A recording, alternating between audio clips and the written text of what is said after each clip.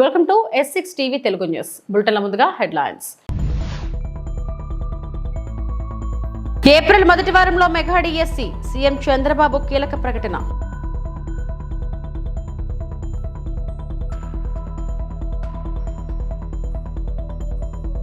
మంత్రి నారా లోకేష్ సమక్షంలో Georgia national యూనివర్సిటీతో అవగాహన ఒప్పందం.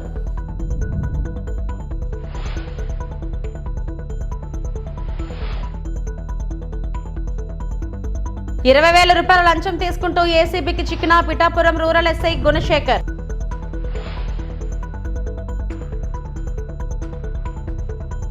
ఏపీలోని నిరుద్యోగులకు శుభవార్త. ఏప్రిల్ మొదటి వారంలో మెగా డిఎస్సి నోటిఫికేషన్ ఇవ్వనున్నట్లు సీఎం చంద్రబాబు ప్రకటించారు. పాఠశాలల ప్రారంభం నాటికి పోస్టింగ్లు ఇవ్వాలని ఆదేశించారు. జిల్లా కలెక్టర్లతో నిర్వహించిన సమావేశంలో చంద్రబాబు మాట్లాడారు. మొదటి సంతకం 16,347 ఉద్యోగాలు డిఎస్సి ద్వారా ఇస్తా ఉన్నాం. మెగా డిఎస్సి పెడతా ఉన్నాం. ఈ ఫస్ట్ వీక్ లో మెగా డిఎస్సి నోటిఫికేషన్ ఇష్యూ చేస్తారు. ఏబిసిడి కేటగరైజేషన్ కూడా హామీ ఇచ్చాం, ఎన్నికల్లో చెప్పాం. అది కూడా రిపోర్ట్ వచ్చింది, కేంద్రానికి పంపించాం, ఎస్సీ ఫైనాన్స్ కమిషన్ పంపించాం. ఆ రిపోర్ట్ వస్తానే అది కూడా యాక్ట్ చేసి ముందుకెళ్తాం. ఇక్కడ మీరు చేయాల్సిన పని ఈ ఉద్యోగాలన్నీ కూడా ఇచ్చిన తర్వాత డిఎస్సి మెగా డిఎస్సి పర్ఫెక్ట్ గా కండక్ట్ చేయాలి. ఎక్కడ కూడా ఇప్పుడు కూడా నాకు బాగా జ్ఞాపకం, తెలుగుదేశం పార్టీ దగ్గర 1,50,000 ఒకేసారి ఇప్పుడు ఇచ్చిన ఉద్యోగాల్లో మెజారిటీ తెలుగుదేశం అధికారం ఉన్నప్పుడు ఇచ్చాం. చాలా ట్రాన్స్పరెంట్ గా ఇచ్చాం, 80% ఇచ్చాం. ప్రజలు కూడా అది ఇప్పుడు కూడా గుర్తుపెట్టుకుంటున్నారు. మీ వల్ల మాకు ఉద్యోగం వచ్చింది, ఎక్కడ ఒక్క రూపాయి గాని ఒక చిన్న అవకతవక లేకుండా చేశారని చెప్పి ఇప్పుడు కూడా రిమైండ్ చేసే పరిస్థితి వచ్చారు. ఇక్కడ zero tolerance. I'm telling all of you. April నుంచి స్టార్ట్ చేసి జూన్ స్కూల్స్ ఓపెన్ చేసే రోజుకి రీఓపెన్ చేసే రోజున వీళ్ళందరూ పొజిషన్ కావాలి, ట్రైనింగ్ అయిపోవాలి, పొజిషన్ కావాల్సిన అవసరం ఉంది. కలెక్టర్లతో నిర్వహించిన సమావేశంలో ఏపీ సీఎం చంద్రబాబు మాట్లాడారు. మే నెలలో తల్లికి వందనం పథకం ప్రారంభిస్తాం. స్కూలు ప్రారంభానికి ముందే ఇంట్లో ఎంతమంది పిల్లలు చదువుకుంటే అందరికీ ఒక్కొక్కరికి ₹15,000 చొప్పున తల్లికి వందనం పథకం కింద అందించాలి. ముఖ్యమంత్రి నారా చంద్రబాబు నాయుడు అన్నారు. వచ్చే నెల మే నెలలో తల్లికి వందనం ₹15,000 ఇస్తా అన్నాం. ఎంతమంది పిల్లలుంటే ఎంతమంది అని వర్కౌట్ చేస్తున్నాం. తొందరలో మీకు గైడ్ లైన్స్ ఇస్తాం. దాన్ని ప్రాపర్ గా ప్రిపేర్ అయ్యి ప్రాపర్ గా డిస్ట్రిబ్యూట్ చేసే పరిస్థితి రావాలి. బిఫోర్ స్కూల్స్ రీఓపెన్ దీన్ని మనం వాళ్ళకి అందజేయాల్సిన అవసరం ఉంది. అన్నదాత కింద 3 installments from now onwards. Government of India ఇచ్చినప్పుడంతా 3 ఇన్స్టాల్మెంట్స్ కింద 5,000, 5,000, 4,000 మనం కూడా అకౌంట్లో వేస్తాం. ఇది కూడా మీరు గుర్తుపెట్టుకోవాలి. ఇది కాకుండా మత్స్యకారులకు ₹20,000 ఏప్రిల్లో వాళ్ళ అకౌంట్లో వేయాల్సిన అవసరం ఉంది. ఆ సమయంలో హాలిడే, క్రాప్ హాలిడే ఉంటుంది. ఆ సమయంలో వారికి ఇవ్వాల్సిన అవసరం ఉంది. ఇక్కడ నేను మిమ్మల్ని కోరేది ఏంటంటే, ఇవి మనం చేసిన పనులు, ఇంకా చేయబోయే పనులు ఎప్పటికప్పుడు మీకు వెల్ఫేర్ విషయంలో కానీ డెవలప్మెంట్ విషయంలో కానీ చాలా నిర్దిష్టమైనటువంటి గైడ్ లైన్స్ ఇవ్వబడతాయి. మీరు కూడా దాన్ని ముందుకు తీసుకుపోవాల్సిన అవసరం ఉంది. ఏపీ స్కిల్ డెవలప్మెంట్ కార్పొరేషన్ మధ్య ఒప్పందం కుదిరింది. మంత్రి నారా లోకేష్ సమక్షంలో ఇరు పక్షాల ప్రతినిధులుగా ఎంఓయూపై సంతకాలు చేశారు. ఒప్పందం ప్రకారం సిస్కో విద్యార్థుల్లో డిజిటల్ నైపుణ్యాలను విస్తరించడానికి నెట్ వర్కింగ్, సైబర్ సెక్యూరిటీ, ఏఏ వంటి రంగాలలో అత్యాధునిక కంటెంట్ అందించనుంది. అధికారుల్లోనూ డిజిటల్ నైపుణ్యాలను పెంపొందించనుంది. ఏపీ అంతటా విద్యార్థులకు వర్చువల్ ఇంటర్న్షిప్ ప్రోగ్రాంలను అందిస్తుంది. ఏ కోర్సుల్లో శిక్షణ అందించాలో ఉన్నత విద్యాశాఖ నుంచి ప్రాధాన్యతల ఆధారంగా కోర్సుల జాబితా ఖరారు చేస్తారు. ఉన్నత విద్యా సంస్థల్లో విద్యను అభ్యసించే విద్యార్థులలో నైపుణ్యాభివృద్ధి, వృత్తి విద్యను ప్రోత్సహించడమే ఈ ఒప్పంద ముఖ్య ఉద్దేశమని అధికారులు చెబుతున్నారు. ఈ ఒప్పందం ద్వారా 50,000 మంది యువతకు డిజిటల్ ఐటీ నైపుణ్యాభివృద్ధికి సిస్కో శిక్షణ అందించనుంది.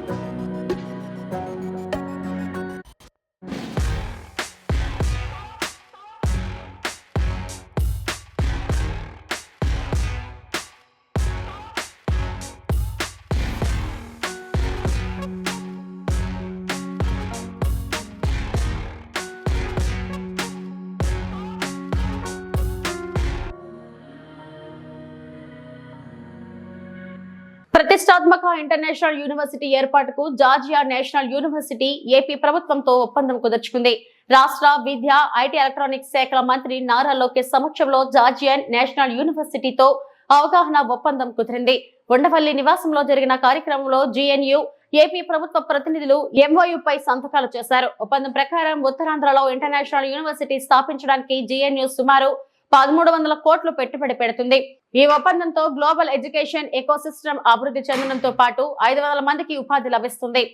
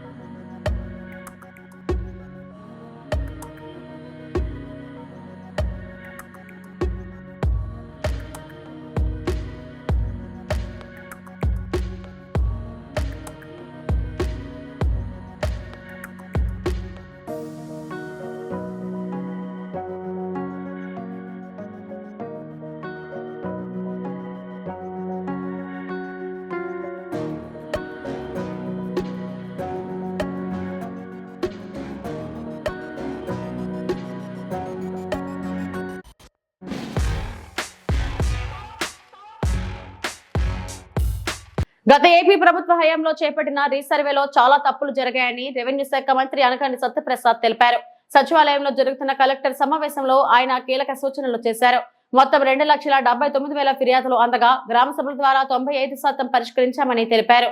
గ్రీవెన్స్ లో వచ్చిన ఫిర్యాదులను కూడా 80% పూర్తి చేశామన్న అనగాని క్షేత్రస్థాయిలో ఇవన్నీ సమగ్రంగా అమలయ్యేలా చూడాల్సిన బాధ్యత కలెక్టర్లపై ఉందన్నారు. ఎన్నో సంస్కరణలు తీసుకొస్తా ఉన్నాం, చట్టాలను తీసుకురావడం జరిగింది, ఉన్న చట్టాలను పదును పెడతా ఉన్నాం, అనేక విధానపై నిర్ణయాలు తీసుకుంటూ ముందుకెళ్తా ఉన్నాం. అలాగే మనం ఆర్ఓఆర్ పెండింగ్ అన్ని కేసులు కూడా రాబోయే రోజుల్లో ఆన్లైన్ ద్వారా చేసుకుంటూ కొత్త రెవెన్యూ డిపార్ట్మెంట్ రాబోయే రోజులు చూడాలనే విధంగా ముందుకు వెళ్తా ఉన్నాం. ముఖ్యంగా ప్రభుత్వం వచ్చిన తర్వాత ఏదో చీకటి యాక్ట్ ఉందో ల్యాండ్ టైటిలింగ్ యాక్ట్, అది మనం రద్దు చేయడం జరిగింది. ల్యాండ్ గ్రాబింగ్ యాక్ట్ కూడా తీసుకోవడం జరిగింది. ఆర్ఓఆర్ చట్ట సవరణ కూడా చేశాం. ఎందుకంటే డిఆర్ఓ పరిధిలో ఉంటే అది చాలా లేట్ అవుతుంది, 6 నెలల టైం లైన్ ఉంటుంది కాబట్టి దాన్ని తక్కువ సమయం పెట్టి ఆర్డీఓ లెవెల్లో ఉంచితే తప్పకుండా మీ యొక్క పర్యవేక్షణలో త్వరగా పూర్తిగా అవుతుందని చెప్పేసి పేదలకు మంచి పరిపాలన ఇవ్వగలని చెప్పే లక్ష్యంతో అది కూడా మొన్న అసెంబ్లీలో కూడా మనం చేయడం జరిగింది. మరి ముఖ్యంగా గౌరవ ముఖ్యమంత్రి గారు ఏ ప్రైవేట్ భూమి కూడా 22A ఉండకూడదు, ఉంటే ప్రాపర్ రీజన్ ఉండాలి, దానికి ఉండాలని చెప్పేసి చెప్పడంతో మనం మొన్న 17/2 మెమో ఇవ్వడం జరిగింది. అన్నిటిపైన అధ్యయనం చేసి ఎందుకు చెప్తా ఉన్నామంటే కలెక్టర్లకు ఎంత బిజీ ఉన్నా కూడా భూ వివాదం అనేది ప్రత్యేకంగా శ్రద్ధ పెట్టి వాటిని పరిష్కరించాల్సిన అవసరం ఉంది నేను చెప్పాను. ఎందుకంటే గతి పరిపాలకులు వాళ్ళ పాపాలు ఎక్కడ బయటపడతాయని చెప్పేసి ఆఫీసులు కూడా తగలపెట్టిన పరిస్థితి మనం చూసాం. భూకంపం అనే సినిమా తీస్తే ఈ రాష్ట్రంలో అది వేరే దేశాల్లో కూడా మాఫియా వాళ్ళు కొనుక్కుని దాని బెస్ట్ సెల్లర్గా అయ్యే పరిస్థితి ఉంది. ఎందుకంటే అలాంటి రకరకాల భూ మాఫియా కార్యక్రమాలు వాళ్ళు చేశారు కాబట్టి అలాంటి పరిస్థితి మనకి ఈరోజు ఏర్పడింది. ఎందుకంటే ముఖ్యంగా రీసర్వే అనేది మీ అందరికీ తెలుసు. స్టాండర్డ్ ప్రాసెస్ అనేది అది 3 స్టేజీలో 27 సబ్ స్టేజెస్లో ఉన్నటువంటి పరిస్థితి. ప్రీ సర్వే యాక్టివిటీ కానీ, గ్రౌండ్ ట్రూతింగ్ కానీ, అలాగే బౌండరీ డిస్ప్యూట్స్ కానీ, అపీల్స్ అండ్ ఫైనలైజేషన్ నోటిఫికేషన్ కానీ, కంప్లీషన్ ఆఫ్ సర్వే కానీ, ఇట్లా దాంట్లో ఒక 27 సబ్ కేటగరైజేషన్ చేసుకోవాల్సిన పరిస్థితి మనకు ఉంది. కానీ అవన్నీ కూడా చేయకుండా కేవలం తొందరపాటుదనంతో ఎవరు అక్కడ నుంచి ఉంటే వారి పేరే రాసి రీసర్వేలో చాలా తప్పులు తడక చేసినటువంటి పరిస్థితి మనం చూసాం. అందుకని మనకు 2,79,000 ఫిర్యాదులు అందినాయి. అవన్నీ కూడా గ్రామ సభలు పెట్టి 95% మనం పూర్తి చేసాం. ఏదైతే పీజీఆర్ఎస్లో కూడా వస్తూ ఉన్నాయో దాదాపుగా 5 లక్షల గ్రీవెన్స్లో దాంట్లో కూడా 80% చేశాం. కాకపోతే అవి క్వాలిటీ డిస్పోజల్ వైపు వెళ్ళే దిశగా ఉండాలని చెప్పేసి గౌరవ ముఖ్యమంత్రి గారు ఎల్లప్పుడూ కూడా చెప్తా ఉన్నారు. రెవెన్యూ సదస్సులో వచ్చిన సమస్యలు కూడా మనం పూర్తిగా ఎస్ఓపిలో అన్నీ కూడా చేయడం జరుగుతూ ఉంది. అలాగే సర్వే రాళ్ల పైన ఉన్నటువంటి బొమ్మలు కూడా, ఎందుకంటే గత ప్రభుత్వం అని చెప్పాడు 700 కోట్ల రూపాయల బొమ్మలకు పాస్బుక్లకి ఖర్చు పెట్టింది. పాస్బుక్లు కూడా నూతనంగా, ఎందుకంటే మనం రీసర్వే ఏదైతే మళ్ళీ పగడబందీగా చేశామో బ్లాక్ సిస్టమ్ పెట్టుకుని 2 విలేజ్ సెక్రటరీలను విఆర్ఓలని అలాగే ఏదైతే మనం ఒక పగడబందీగా యూనిట్గా చేసుకుంటూ రోజుకి 20 ఎకరాలు చేసే విధంగా చేస్తా ఉన్నాం. ఇప్పుడు బాగా జరుగుతూ ఉంది. అందుకని మనకు ఏ ఇబ్బంది కూడా రావట్లేదు. బాధితులకు బాస్టర్గా సీఎం రిలీఫ్ ఫండ్ 22 మంది లబ్ధిదారులకు 13.30 లక్షల చెక్కులను పంపిణీ చేసిన ఎమ్మెల్యే శిరీష విజయభాస్కర్ ఈ రోజు రంపచోడవరం ఎమ్మెల్యే క్యాంప్ కార్యాలయంలో సీఎం రిలీఫ్ ఫండ్ నుంచి విడుదలైన చెక్కులను బాధితులకు అందజేయడం జరిగింది. ఈ సందర్భంగా ఎమ్మెల్యే మాట్లాడుతూ వైద్య నిమిత్తం అవసరార్థులకు అందించే సాయం అత్యంత విలువైనదని అన్నారు. అదేవిధంగా రంపచోడవరం నియోజకవర్గంలో ఇదివరకు ఎక్కువగా సీఎం సహాయ నిధిని పొందినట్టు లేదని అన్నారు.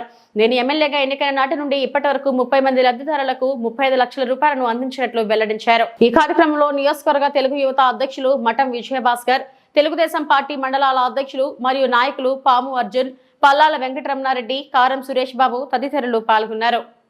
నేను మీ మిర్యాల శిరీషాదేవి, రంపచోడవరం ఎమ్మెల్యే.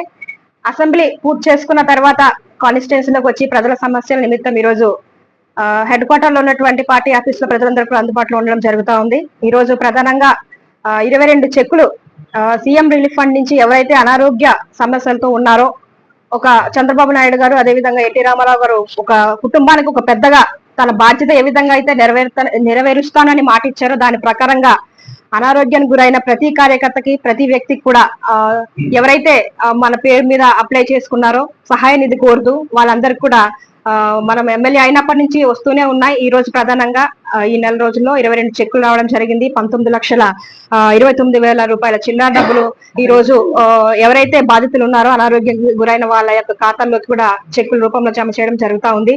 నిజంగా ఈ రోజు చూస్తే ప్రజలందరూ కూడా చాలా ఆనందంగా ఉన్నారు. ఎందుకంటే గతంలో చెప్తా ఉన్నారు, ఇప్పుడే గత 5 సంవత్సరాల నుంచి ఈ సీఎం రిలీఫ్ ఫండ్ అనేదే మాకు తెలియదు, ఒక బాగోలేని వ్యక్తికి సీఎం నుంచి సహాయ నిధి వస్తుంది అన్న సంగతి కూడా మాకు తెలియదు. అలాంటి కష్టకాలంలో మేము బ్రతికాము. కానీ ఈ రోజు మీ దయ వల్ల, మన చంద్రబాబు నాయుడు గారి యొక్క దయ వల్ల మాకి హాస్పిటల్ ఖర్చులకి ఎంతో కొంత అమౌంట్ మాకి జమ చేయడం జరుగుతూ ఉందని ప్రజలందరూ కూడా చాలా హర్షం వ్యక్తం చేస్తా ఉన్నారు. ఇది చాలా ఆనందదాయకమని మరొకసారి ముఖ్యమంత్రి గారికి, డిప్యూటీ సీఎం గారికి, మోడీ గారికి ప్రత్యేకమైన ధన్యవాదాలు తెలియజేస్తా ఉన్నాను. ఇకపోతే మరి ముఖ్యమైన విషయం ఒకటి మీ అందరికి తెలియచేయాలి. మొన్న అసెంబ్లీలో చూస్తే దాదాపుగా 3-4 సార్లు నేను అసెంబ్లీ సెషన్స్ లో కూడా మాట్లాడడం జరిగింది. మన గిరిజన ప్రాంతంలో ఉన్నటువంటి సమస్యలన్నిటిపైన కూడా నేను మాట్లాడాను. దానిలో కొందరు వ్యక్తులు గిరిజనులకు తప్పుద్రోవ పట్టిస్తా ఉన్నారు. నేను క్లియర్ గా చెప్తా ఉన్నాను, 1952కు పూర్వం ఎవరైతే నిరుపేద. తిరుమలలో శ్రీవారి ఆలయంలో శాస్త్రోక్తంగా కోయిలవారి తిరుమంజనం జరిగింది.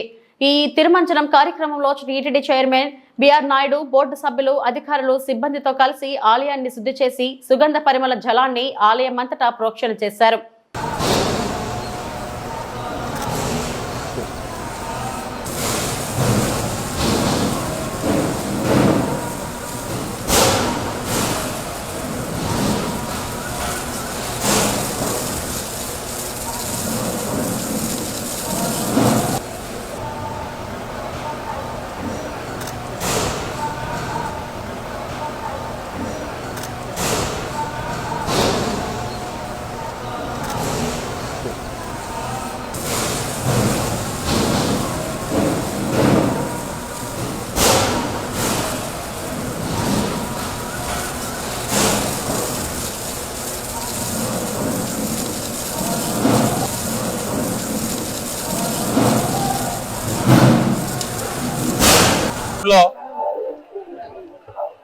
కోయిలవారి తిరుమంజనం నిర్వహించడం జరిగింది. కోయిలవారి తిరుమంజనం అంటే లోపల శుద్ధి చేయడం. ఈ కార్యక్రమం సంవత్సరంలో 4 సార్లు చేయడం జరుగుతుంది. ఉగాదికి ముందు, అంటే ప్రతి ఒక ముఖ్యమైన ఉత్సవానికి ముందున్న మంగళవారం రోజు చేయడం జరుగుతుంది. ఉగాదికి ముందు, తర్వాత బ్రహ్మోత్సవాల ముందు, వైకుంఠ ఏకాదశి ముందు, ఆదివార ఆస్థానం ముందు ఈ కార్యక్రమాన్ని నిర్వహించడం జరుగుతుంది. దీంట్లో ఆలయ ప్రాంగణము, ఆలయ పైకప్పు, ఆలయ గోడలు, దేవతామూర్తులు అందరినీ కూడా అన్ని వస్తువుల్ని కూడా పూజ సామాన్ అంతా కూడా మనము నీళ్లతో శుద్ధి చేయడం జరుగుతుంది.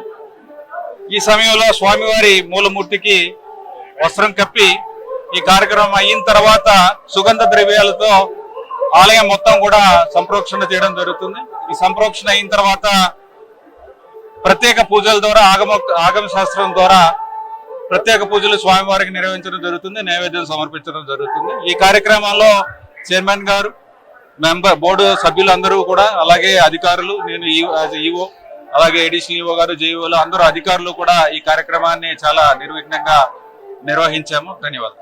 20,000 రూపాయల లంచం తీసుకుంటూ పిఠాపురం రూరల్ ఎస్ఐ గుణశేఖర్ ఏసీబీకి చిక్కడం చర్చనీయాంశంగా మారింది. పిఠాపురం మండలం దొంతమూరు గ్రామానికి చెందిన కిల్లాడి దుర్గాప్రసాద్, సానబోయిన గంగరాజు అనువారి నుండి ఎస్సీ/ఎస్టీ కేసు నుండి ఉన్నతాధికారులు ఆదేశాల మేరకు పేర్లను తొలగించేందుకు 20,000 రూపాయల లంచం తీసుకుంటూ రూరల్ ఎస్ఐ ఎల్ గుణశేఖర్, అతని వ్యక్తిగత డ్రైవర్ శివ ఏసీబీ అధికారులకు చిక్కారు. అవినీతి నిరోధక శాఖ డీఎస్పీ కిషోర్ కుమార్ ఆధ్వర్యంలో ఏసీబీ సిబ్బంది పక్కా సమాచారంతో దాడి చేయగా లంచం తీసుకుంటూ రూరల్ ఎస్ఐ గుణశేఖర్ అధికారులకు పట్టుబడ్డారు. జరిగిన సంఘటనపై కాకినాడ అడిషనల్ ఎస్పీ మనీష్ దేవరాజ్ పాటిల్ శాఖపరమైన విచారణ చేపట్టారు. కె దుర్గాప్రసాద్,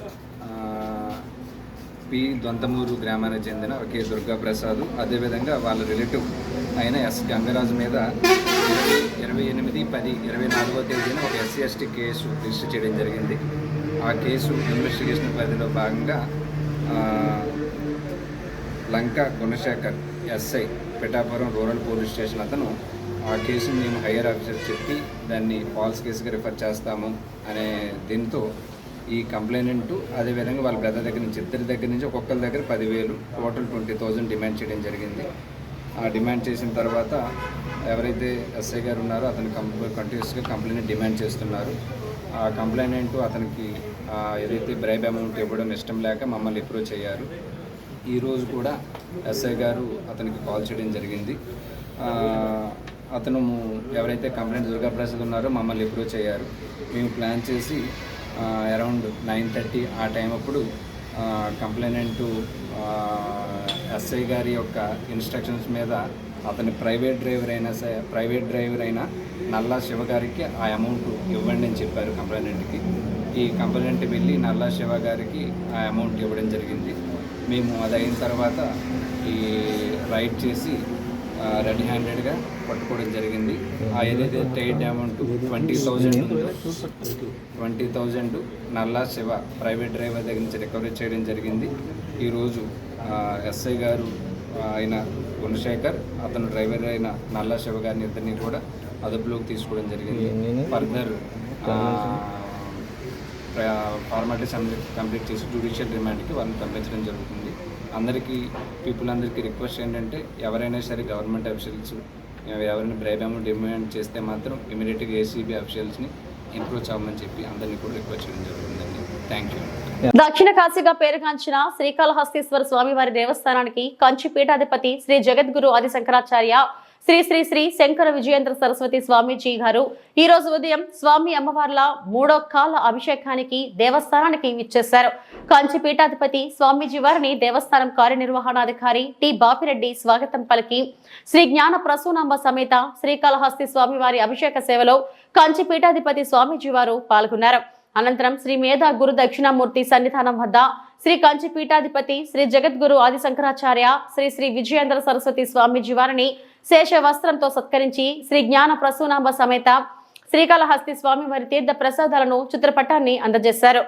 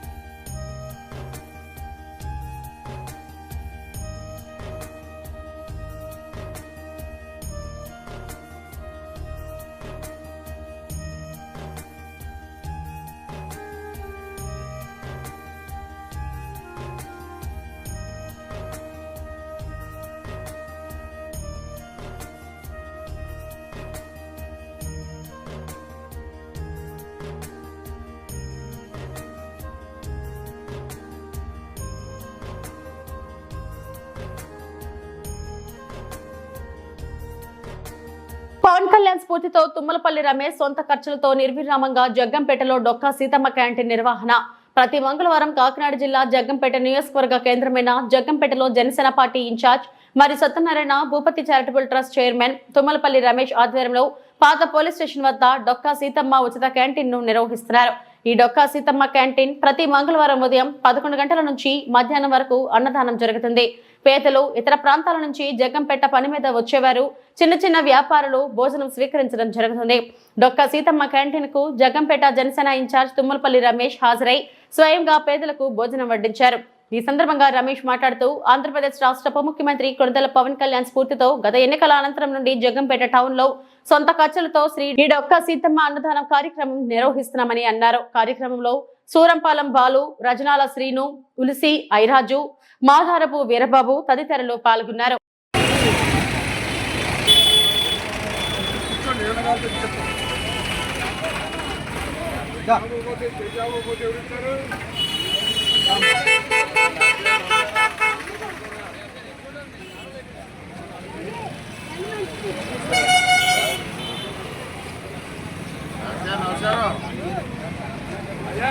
నమస్తే ఇక్కడే ఉన్నాను. నమస్కారం అన్నాను. బాబు గారా బాబు